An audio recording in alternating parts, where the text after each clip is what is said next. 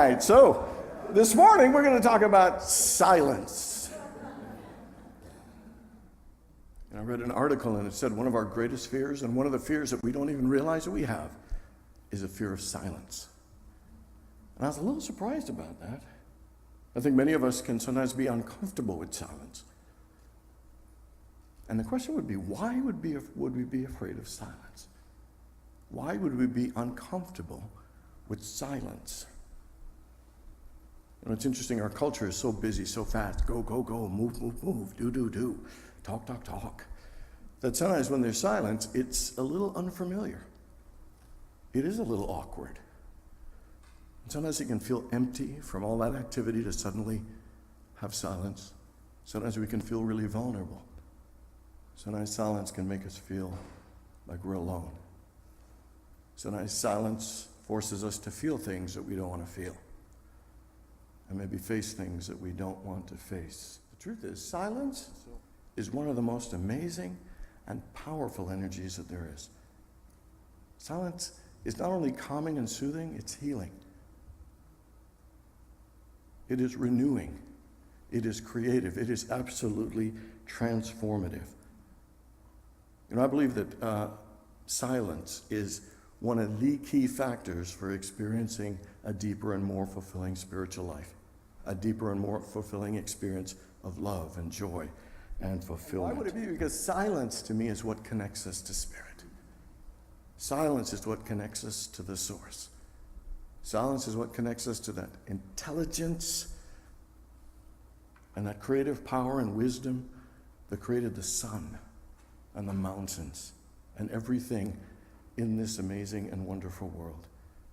Silence connects us to peace and wisdom and joy and love and unlimited possibilities.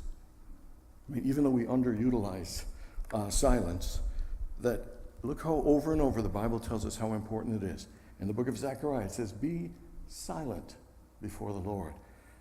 In Isaiah, it says, "In quietness and confidence shall be your strength." In Psalms 46, it says, "Be still and know that I am God."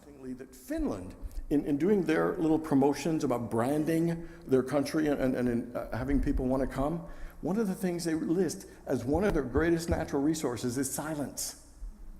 And in fact, in that country, they set up places where there will not be noise, but that people can experience solitude and silence. Interestingly, also, every year they rank the happiest countries in the world. Interestingly, Finland is ranked as the number one. I don't know if there's a connection, but I think there might be.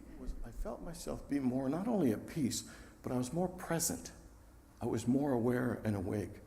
I felt more connected to myself. I felt more connected to nature. I found myself seeing and observing things I may not have normally done. I found myself listening and enjoying things. It was really an amazing experience. One of the things I really enjoyed was eating in silence. 31 meals in silence. But I'll tell you, you enjoyed the crunch of the lettuce even more. The smoothness and creaminess of the peanut butter. Sipping peppermint tea every morning. It was an amazing, amazing experience. You know, silence literally not only creates peace and makes us more present and engaged, but it actually creates some space that opens a path for us to be more inspired, to get levels of clarity and wisdom and understanding.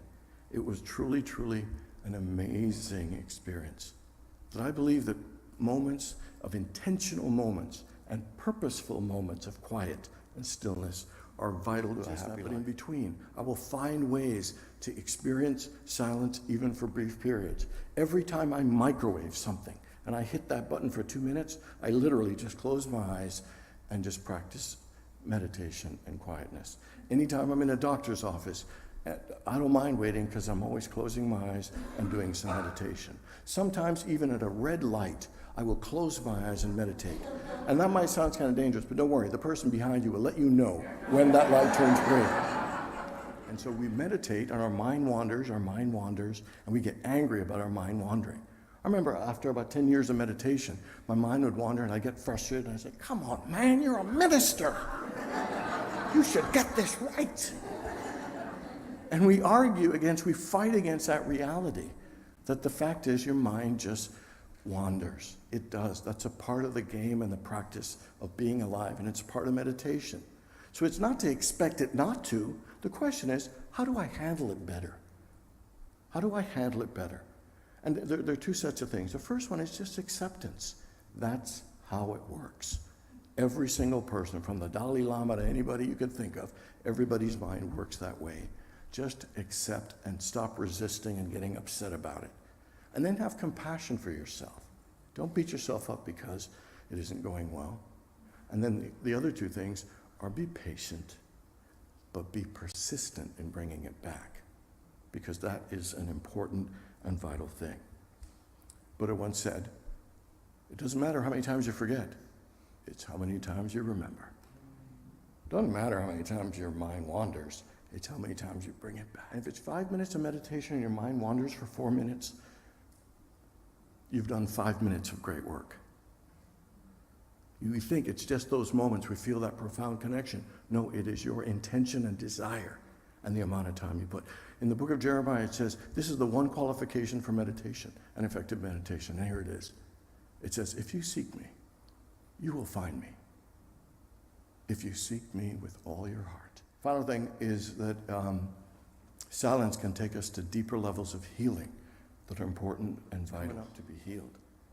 It's coming up because our soul wants and needs liberation and peace and freedom. Whatever's going on in your life right at this very moment, it's no mistake.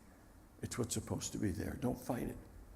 Embrace it and know that Spirit will guide you through it by going into the silence regularly, will guide you through it to whatever the great thing it's supposed to teach you or lead you to for your next and highest and greatest good. Silence isn't something to be afraid of. It's something to get excited about and not only embrace, but practice so we can experience the amazing benefits. Be still and know that I am God is the same as be still and know the fullness of life. Be still and know the fullness of love. Be still and know the fullness of joy. Be still and know the fullness of wisdom. Be still and know the fullness of the unlimited abundance of life.